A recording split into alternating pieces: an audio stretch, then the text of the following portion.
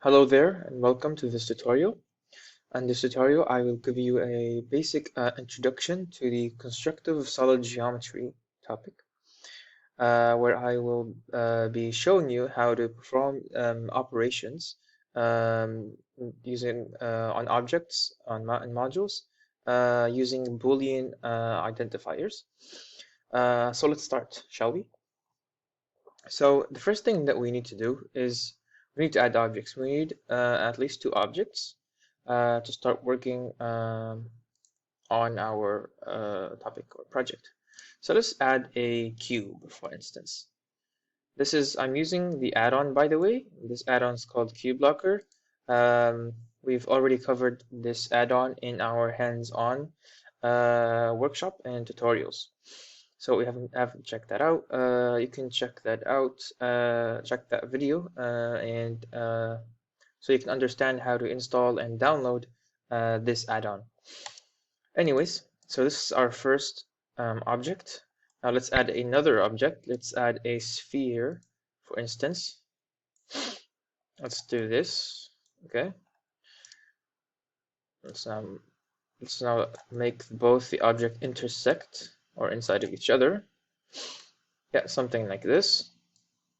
Okay.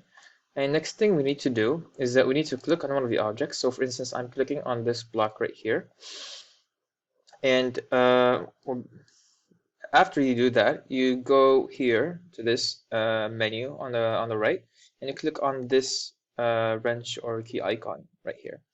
So once you click on it, you go to add modifier,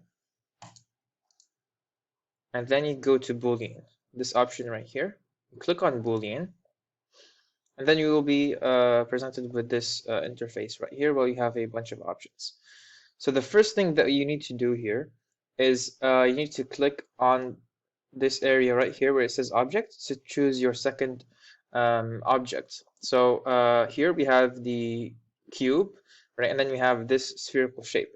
So we've already chosen the cube, so we need to do this. Click here, and this icon will appear on your cursor and to choose the second object.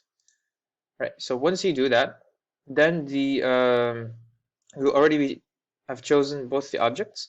Then you can perform the operations here, which are intersect, union, and difference. So this is what happens when you apply the difference operation on the both the objects. So basically, the difference operation is the area in which the objects do not intersect in. So as you can see here, when that spherical shape was inside of the cube, but now it's not, right? So all of that area is removed, and the area where they're both not touching each other or not inside of each other is now kept here. So this is what happens when you apply the differential operation. So let's try doing intersection now. Now the intersection is the opposite of the difference. So intersection is basically the area where both objects intersect, right? So as you can see here, this shape right here. And then we have the last operation here, which is union, where it combines both the objects together into one shape, like this. So difference right here, as you can see. So we can also move this object, so this cube right here, and it will still match that area or that hole that we've made here with the difference operation. It will stay in the same place that we performed that operation on. So let's look at it from the top right here, as you can see. And then if you go to intersect, the same thing happens. We can still move it, and it will just show, based on where we move it, the part of the object where both the objects intersect. So union stays the same because both objects are still, right? So if I move it here, then this is now the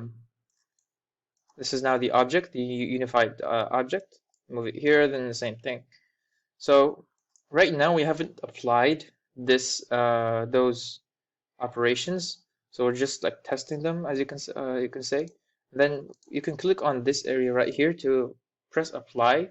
So the program understands that this is now one entire object. So if you do this now, so if you just click on this object, then it's just one object now. It's not two objects anymore, as you can see right here. The same thing goes for the intersection and difference. Once you do that, the program will, if you use a difference, for instance, it will remove the area in which they intersect and will just keep the area of the square where they don't intersect, and it will just count that as one new object, as you can see here.